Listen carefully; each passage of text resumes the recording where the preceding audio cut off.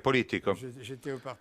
Io ero nel Partito Socialista, ero un socialista di medio livello, ma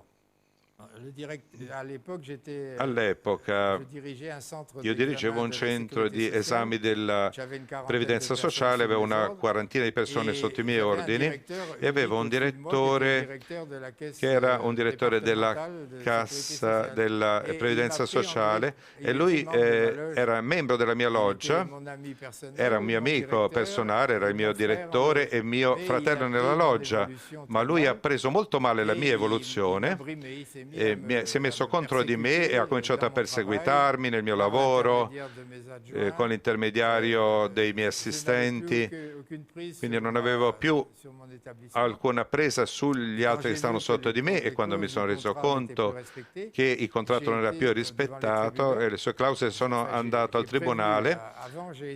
Prima ho cercato di negoziare, ho detto ma questa cosa è stupida, non possiamo lottare per questo, combatterci per questo, allora ho proposto una mediazione, ma la mediazione è stata rifiutata e a partire da quel momento c'erano degli amici, sono andati dai proboviri, quindi al Tribunale del Lavoro,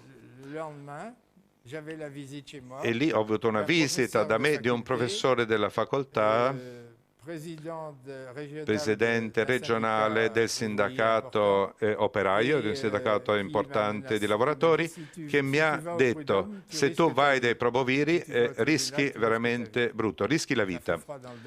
Quindi questo mi ha provocato veramente un... Eh bien, je crois qu'il faut se mobiliser, il ne faut pas avoir peur. Jamais avoir peur, ni d'ailleurs dans le domaine des superstitions et tout ça, et même du diable, il ne faut pas avoir peur, c'est Jésus-Christ qui est vainqueur d'avance, donc ne vivons pas dans la superstition, ne vivons pas dans la peur, ne vivons pas dans la peur des francs-maçons.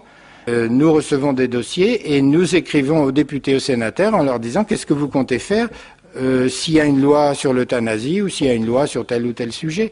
Il faut les interpeller, et puis ils ont la trouille, parce qu'ils ont peur de ne pas être élus.